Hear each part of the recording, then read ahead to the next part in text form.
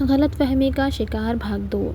مہمان جب چلے گئے تو میں جیسے ہی اٹھ کر اپنے کمرے میں جانے لگا، میرے ڈیڈ مجھ سے کہنے لگے، مالا کا ہاتھ پکڑو، پوری عزت کے ساتھ اس کو اپنے کمرے میں لے کر جاؤ اور اس کے ساتھ ویسے ہی رہنا جیسے ایک پتنی کے لیے ایک پتی کا ادھیکار ہوتا ہے۔ اپنے ڈیڈ کے سامنے میں نے اس کی طرف اپنا ہاتھ بڑھایا تو اس نے اپنا کپ کپاتا ہاتھ میرے ہاتھ میں رکھ دیا جو برف کی طرح ٹھنڈا تھا۔ میں نے اس کا ہاتھ تھاما اور اسے اپنے کمرے میں لے آیا تھا، لیکن جیسے ہی میں کمرے میں آیا میں نے اس کا ہاتھ بری طرح سے جھٹکا تھا اور دروازہ بند کیا۔ وہ حیران نہیں ہوئی تھی، شاید میرے رویے کو جانتی تھی۔ میں نے کہا، دیکھو میں تم سے شادی نہیں کرنا چاہتا تھا۔ تو وہ کہنے لگی، میں جانتی ہوں۔ میں نے کہا، اگر یہ جانتی ہو تو یہ بھی جانتی ہوگی کہ میں تمہارے ساتھ کوئی بھی رشتہ نہیں بنا سکتا، لیکن میرا باپ جو دھمکیاں مجھے دے رہا ہے، میں زبردستی تمہارے ساتھ یہ رشتہ بنائے رکھنے پر مجبور ہوں۔ لیکن یہ یاد رکھنا کہ تم میری زندگی میں تب تک ہو جب تک میرا باپ زندہ ہے۔ میں تمہیں ہمیشہ کے لیے اپنے سر پر بٹھا کر نہیں رکھوں گا۔ تو وہ کہنے لگی، آپ بے فکر رہیں، آپ کو زبردستی میرے ساتھ کوئی بھی رشتہ قائم کرنے کی ضرورت نہیں ہے۔ مسٹر ابھینو، میں آپ کے ڈیڈ سے کچھ نہیں کہوں گی، یہی کہوں گی کہ آپ میرے ساتھ بہت اچھے طریقے سے رہتے ہیں۔ بس آپ یہ ڈرامہ اپنے ڈیڈ کے سامنے کر لیا کیجیے گا، کمرے میں آ کر ایسے کسی ڈرامے کی آپ کو ضرورت نہیں۔ اس نے تو جیسے میرا سارا مسئلہ ہی حل کر دیا تھا۔ اس نے تکیہ اٹھایا اور صوفے پر جا کر رکھ دیا۔ وہ کہنے لگی، میں نہیں چاہتی کہ میری وجہ سے آپ کو کوئی تکلیف ہو۔ میں نے کہا، یار یہ تو بہت اچھی بات ہے۔ پھر وہ الماری کے پاس گئی، اپنا سادہ سا شلوار قمیض نکالا اور نہانے کے لیے واش روم چلی گئی۔ تھوڑی دیر بعد واش روم سے آ کر صوفے پر لیٹ گئی۔ بہت خوبصورت لڑکی تھی، لیکن مجھے اس میں بالکل بھی دلچسپی نہیں تھی۔ میں نے اسے نظر بھر کبھی نہیں دیکھا تھا۔ میں بھی اپنا نائٹ سوٹ پہن کر بیڈ پر لیٹ گیا اور سو بھی گیا تھا۔ صبح ناشتے کے وقت جب وہ ٹیبل پر بیٹھی تھی، تیار تھی، پھر میرے ڈیڈ سے کہنے لگی، انکل میں اپنی جاب کنٹینیو کرنا چاہتی ہوں، آپ کو کوئی اعتراض تو نہیں ہوگا؟ تو وہ کہنے لگے، نہیں نہیں، مجھے کیوں اعتراض ہوگا، میں تو چاہوں گا کہ تم ساتھ ساتھ اپنی پڑھائی بھی جاری رکھو۔ تو وہ کہنے لگی، میں وہ پرائیویٹ کر لوں گی۔ میری ممی کو بھی اس بات پر کوئی اعتراض نہیں تھا، اس لیے اس نے کچھ ہی دنوں میں آفس جوائن کر لیا۔ مجھے بھی وہ کہہ چکی تھی کہ جیسے ہی اس کا کریئر بن جائے گا تو وہ خود میرے ڈیڈ سے کہہ دے گی کہ اسے ڈیورس چاہیے، وہ میرے ساتھ نہیں رہنا چاہتی۔ وہ کہنے لگی، ویسے بھی میری ماں اس نام پر بدنام تھی کہ اس نے بھاگ کے شادی کی، اور میرے لیے بھی سب کے دماغ میں یہی بات ہوگی کہ میں بھی وفا نہیں کر سکی۔ ٹھیک ہے، مجھے بھی اچھا نہیں لگتا کہ میں زبردستی کسی کی زندگی میں شامل کی جاؤں، اس لیے جیسے ہی میں اپنے پاؤں پر کھڑی ہو جاؤں گی اور مجھے کہیں اور اچھی جاب مل جائے گی تو میں اس گھر سے چلی جاؤں گی اور آپ کی زندگی سے بھی بہت دور چلی جاؤں گی۔ لیکن کوئی بات نہیں، آپ کی زندگی میں کوئی مشکل میری وجہ سے نہیں آئے گی۔ پہلی بار اس کی بات نے مجھے حیران کیا تھا، لیکن اس کا یہ کرنا میرے لیے اچھا ہی تھا۔ بری تو بنتی ہی جب گھر سے وہ نکل جاتی، زندگی میری آسان ہو جاتی۔ میں نے راشی کو کال کی، لیکن اس نے میرا نمبر بلاک کر دیا تھا۔ میں چاہتا تھا اسے یہ خوشخبری سناؤں کہ ہماری راہیں پھر سے ملنے والی ہیں، سب کچھ ٹھیک ہو جائے گا، بس کچھ سالوں کی بات ہے، لیکن وہ تو مجھے بلاک لسٹ میں ڈال چکی تھی۔ اس کے پاپا نے صاف کہہ دیا تھا میرے ڈیڈ اب ان کے گھر پر کبھی بھی نہ آئے، اس لیے میں گھر نہیں جا سکتا تھا، نہ ہی اس سے کوئی کانٹیکٹ رکھ سکتا تھا۔ میں نے بھی یہی سوچ لیا کہ جب تک مالا اپنے پیروں پر کھڑی نہ ہو جائے تب تک مجھے چپ ہی رہنا چاہیے۔ وہ پرائیویٹ پڑھ رہی تھی اور ساتھ میں آفس میں بھی کافی دلچسپی سے کام کر رہی تھی۔ میں بھی اس کی کافی مدد کر دیتا تھا۔ میں چاہتا تھا کہ وہ جلدی سے جلدی انڈیپینڈنٹ ہو جائے۔ اب یہ تھا کہ میں اس سے لڑتا نہیں تھا، اس سے نفرت بھری باتیں بھی نہیں کرتا تھا۔ ہمارے بیچ محبت تو نہیں تھی، لیکن دوستی اچھی ہو چکی تھی۔ اکثر مجھے بزنس کے لیے ایسے مشورے دے جاتی کہ میں دنگ رہ جاتا۔ ہم لوگ ایک ہی پروجیکٹ پر کام کر رہے تھے، اس لیے اکٹھے کھا پی لیتے تھے، کبھی ادھر ادھر کی باتیں بھی ہو جاتی تھیں۔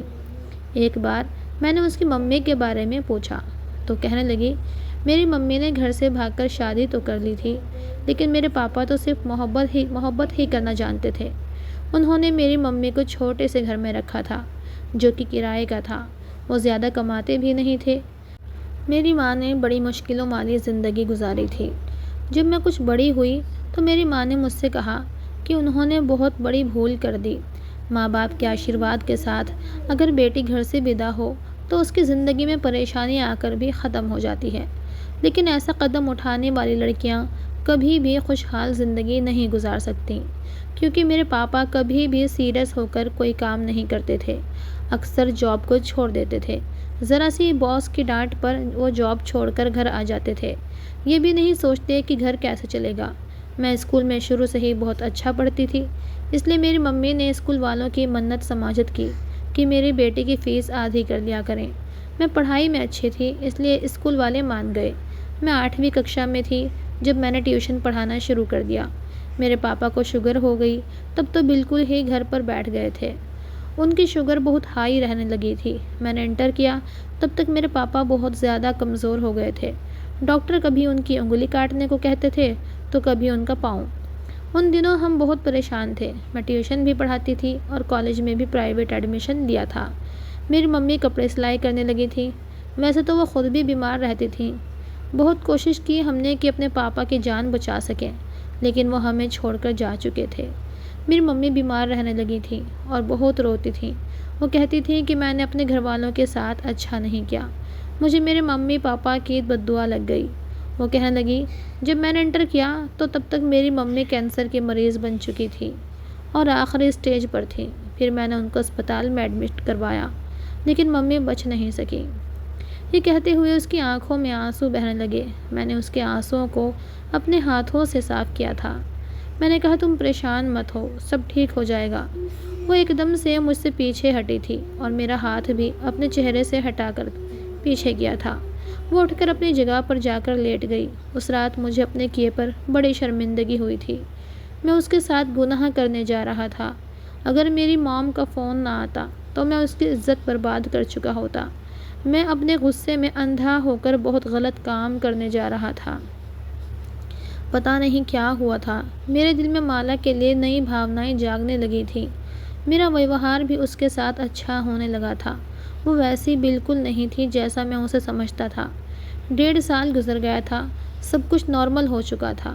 وہ بھی اب کافی تجربے کار ہو چکی تھی، اس لیے مجھے کہنے لگی کہ میں کچھ دن میں گھر چھوڑ کر چلی جاؤں گی، پھر آپ راشی سے شادی کر لیجیے گا۔ میں نے اسے کہا، ٹھیک ہے، بیسٹ آف لک۔ لیکن میرا دل مجھے اس بات کی اجازت نہیں دے رہا تھا کہ وہ خود کو برا بنائے اور میرے باپ کی نظروں میں گر جائے، کیونکہ یہ سب وہ میرے لیے کر رہی تھی۔ ایک بار میں آفس گیا تو وہ ایک کلیگ کے ساتھ باتیں کر رہی تھی اور اسے کہہ رہی تھی کہ پلیز آپ میرے لیے کہیں اور جاب کا انتظام کر دیں۔ تو وہ کہنے لگا، وہ کیوں مس مالا، یہ تو آپ کا اپنا آفس ہے، آپ کے ہسبینڈ کا آفس ہے، آپ کے سسر کا۔ وہ کہنے لگی، ہاں اس لیے تو یہاں پر کھلی چھوٹ ہے۔ میں اپنے ٹیلنٹ کو آزمانا چاہتی ہوں، دیکھنا چاہتی ہوں کہ میں کہیں اور جاب کروں تو میں کتنی کامیاب ہو سکتی ہوں۔ وہ کہنے لگا، ٹھیک ہے، میں آپ کی بات کروں گا، ایک فرم ہے وہاں پر ایک ویکنسی بھی خالی ہے۔ پھر وہ کہنے لگا، آپ فکر مت کریں، آپ کی جاب لگ جائے گی، لیکن کیا ابھینو سر آپ کو پرمیشن دیں گے؟ تو وہ کہنے لگی، ہاں دے دیں گے، کسی کو اعتراض نہیں ہوگا۔ میں اپنے آفس میں آ کر بیٹھ گیا، لیکن کسی کام میں میرا دل نہیں لگ رہا تھا۔ میں نے انٹر کام اٹھایا اور ریسیپشنسٹ سے کہا کہ مس مالا کو کہیں کہ وہ میرے کمرے میں آ جائے۔ مالا روم میں آئی تو میں نے کہا کہ آپ پنیت سے کیا باتیں کر رہی تھی؟ تو کہنے لگی، بس دوسری جگہ نوکری کے لیے اسے کہا تھا، وہ پہلے بھی کافی کمپنیوں میں جاب کر چکا ہے۔ میں چاہتی ہوں کہ آپ کی زندگی سے نکل جاؤں۔ پتہ نہیں کیوں میں اسے یہ نہیں کہہ پا رہا تھا کہ جو ہو چکا اسے سویکار کر لو۔ میں نے ڈراور سے سگریٹ نکالی اور پینے لگا۔ وہ اٹھ کر باہر چلی گئی۔ ہم واپس گھر پر ایک ساتھ ہی جاتے تھے۔ جب ہم گھر گئے تو کھانا تیار تھا۔ کھانا کھانے کے بعد میں جلدی ہی اپنے کمرے میں چلا گیا، لیکن مجھے چین نہیں آ رہا تھا، بے چینی سی ہو رہی تھی۔ جب مالا کمرے میں آئی تو آ کر صوفے پر بیٹھ کر لیپ ٹاپ میں لگ گئی۔ میں نے کہا، کیا کر رہی ہو؟ تمہیں سونا نہیں ہے؟ تمہیں پہلی بار میں نے اسے آپ سے تم کہا تھا، کیونکہ جب سے وہ حقیقت بتا چکی تھی میں اس سے آپ سے ہی بات کرتا تھا۔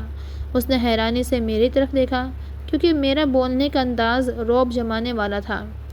وہ کہنے لگی، میں لائٹ بند کر دیتی ہوں، آپ شاید ڈسٹرب ہو رہے ہیں۔ اس نے لائٹ بند کر دی، لیکن ابھی بھی وہ لیپ ٹاپ پر لگی ہوئی تھی۔ لیپ ٹاپ کی اسکرین سے اڑتی ہوئی روشنی اس کے چہرے پر پڑ رہی تھی، جہاں پر صرف ایک ہی امپریشن تھا، خاموشی، اداسی۔ میں نے اب تک اس لڑکی کو مسکراتے ہوئے نہیں دیکھا تھا۔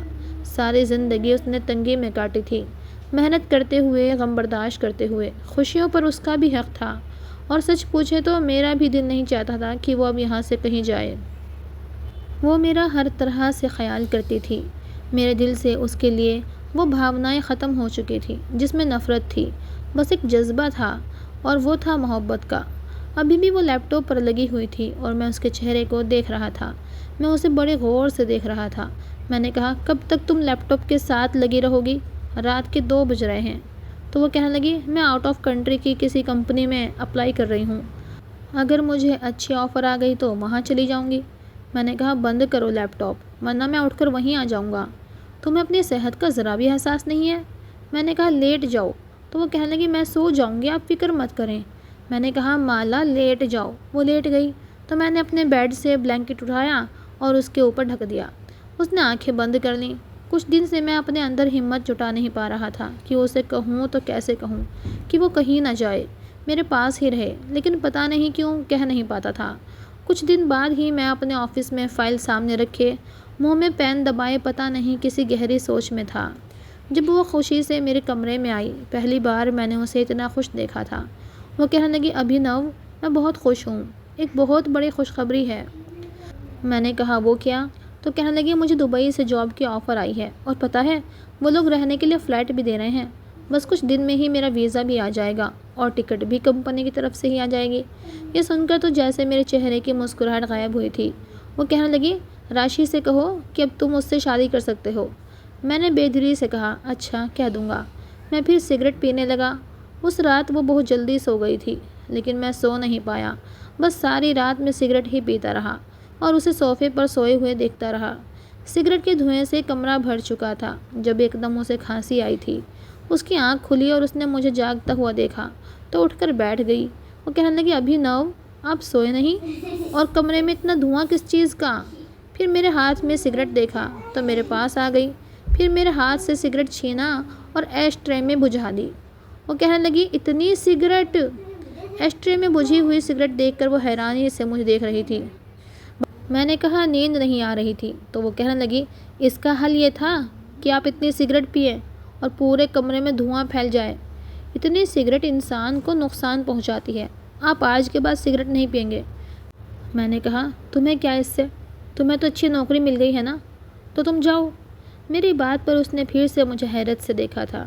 میں اسے ہی دیکھ رہا تھا۔ پتہ نہیں کیوں وہ نروس ہونے لگی تھی۔ اٹھ کر اپنے صوفے پر جا کر لیٹ گئی۔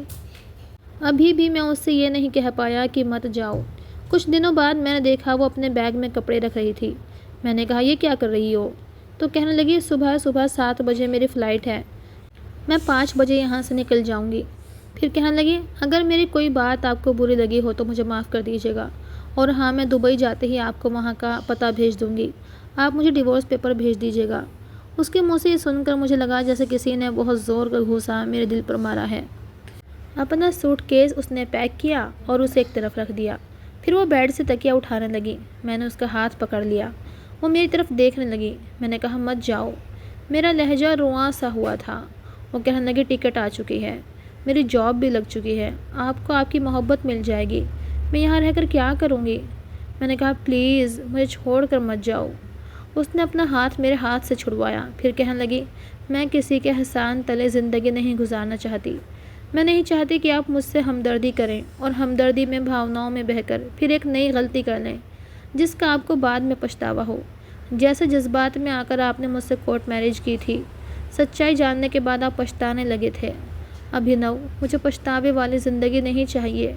آپ شاید مجھ سے ہمدردی کرنے لگے ہیں، آج مجھے روک رہے ہیں، کل کو پچھتائیں گے، پھر مجھے باتیں سنیں گے۔ اس کا لہجہ بھی رواں سا ہوا تھا، لیکن کمال ضبط رکھتی تھی، آنکھوں سے آنسو نہیں آنے دیے تھے۔ میں اپنے بیڈ سے اٹھا اور اس کے پاس آ گیا۔ میں نے کہا، اندھی ہو تم؟ دیکھ نہیں سکتی کیا؟ نظر نہیں آتا تمہیں؟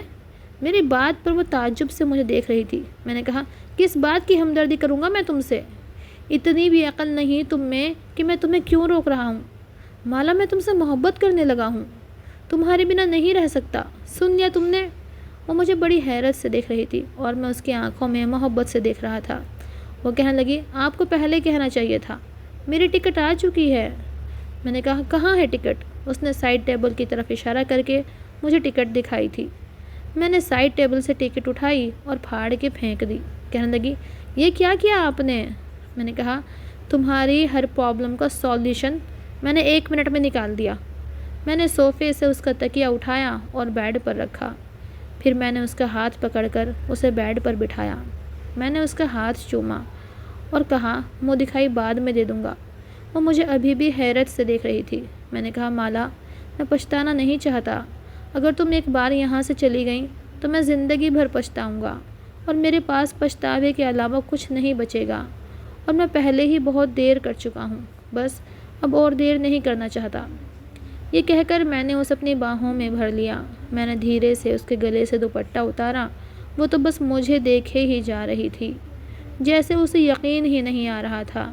میں نے لائٹس آف کی اور سارے فاصلے مٹا دیے۔ کبھی کبھی ہماری چپی ہمیں بہت بڑی پریشانی میں ڈال دیتی ہے، اس لیے وقت پر صحیح فیصلہ کر لینا چاہیے، جیسے کہ میں نے کیا ہے۔ کہانی پسند آئے تو لائک کیجیے گا، چینل کو سبسکرائب کیجیے گا۔